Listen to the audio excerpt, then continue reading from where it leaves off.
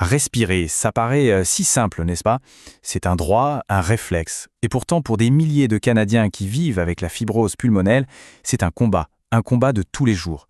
Une nouvelle recherche vient de sortir et franchement, elle jette une lumière crue sur les failles, les vraies failles de notre système d'accès à l'oxygène. C'est une situation qui ne peut plus durer. Alors on va plonger ensemble dans cette analyse pour voir ce qui cloche et surtout comment on peut réparer ça. Pour commencer, écoutons les mots de Jenny Tom. Ils sont tellement parlants. J'aimerais pouvoir être plus spontané. Ce qu'elle décrit, c'est une perte de liberté. Ce n'est pas juste une question de santé, c'est la vie de tous les jours qui est touchée. Ce simple désir de pouvoir se lever et partir, sans tout planifier. Une liberté que, soyons honnêtes, on prend souvent pour acquise. Bon, pour bien comprendre de quoi on parle, un petit rappel sur la fibrose pulmonaire. En gros, c'est une maladie qui fait que les poumons se cicatrisent, ils deviennent rigides, l'air a de plus en plus de mal à passer. Et donc, l'oxygène d'appoint, ce n'est pas un confort, ce n'est pas une option, c'est absolument vital. L'histoire de Jenny, malheureusement, ce n'est pas juste une anecdote. C'est vraiment le symptôme d'un problème beaucoup plus large.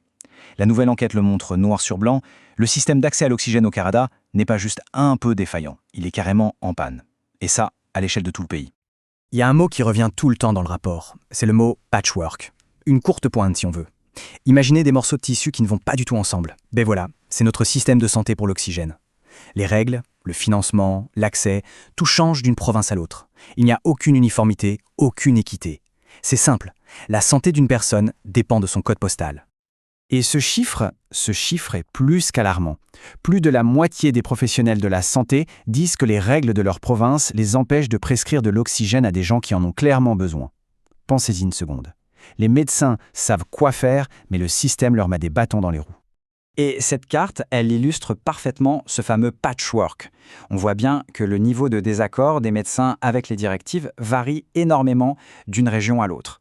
Le Québec se démarque, mais le problème est présent partout. C'est la preuve la plus claire qu'il n'existe aucune norme nationale cohérente pour un traitement qui, rappelons-le, sauve des vies. Ok, donc on a établi que le système est en panne. Mais pourquoi au juste? Quels sont les blocages concrets qui font que des patients n'arrivent pas à avoir l'oxygène dont ils ont désespérément besoin? Le rapport met en lumière 3 grands coupables. Le premier, la géographie, l'endroit où on habite. Le deuxième, des critères médicaux qui sont complètement dépassés, basés sur de la science qui date. Et le troisième, le poids, à la fois financier et émotionnel, qui est juste écrasant pour les patients et leurs proches. Cette citation d'un professionnel du Yukon, elle frappe fort.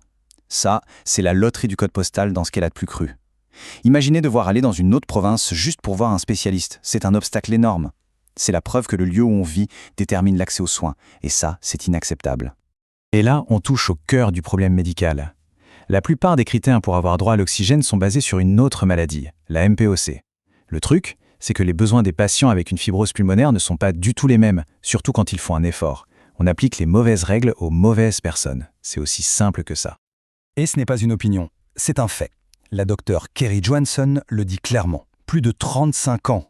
La science qui sert de base aux décisions aujourd'hui date de plus de 35 ans, et en plus, elle concerne la mauvaise maladie. On prend des décisions vitales en se basant sur des données complètement périmées.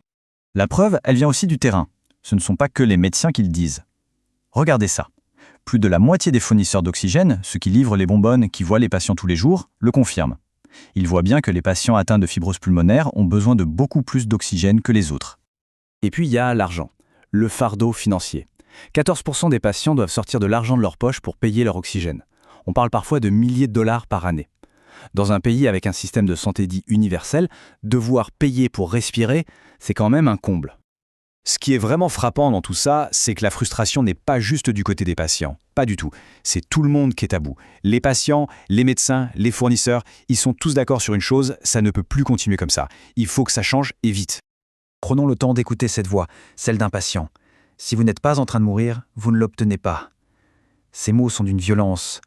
C'est un sentiment d'abandon total, une condamnation à rester enfermé chez soi. Et juste après, la voix d'un médecin, un pneumologue en Alberta. Il confirme, les critères sont lourds et inapplicables.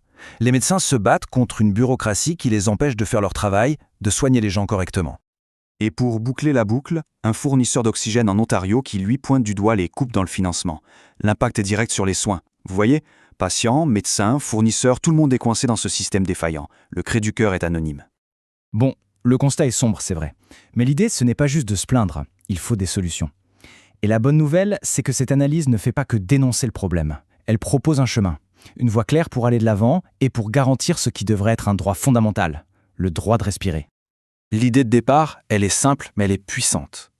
Devoir se battre pour avoir de l'oxygène, c'est aussi absurde que de devoir se battre pour avoir de l'eau.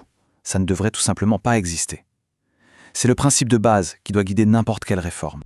Alors concrètement, ça passe par quoi? Par 3 demandes claires. 1. Des critères d'admissibilité qui soient enfin adaptés à la maladie. 2. Un remboursement à 100%, parce que personne ne devrait avoir à payer pour respirer.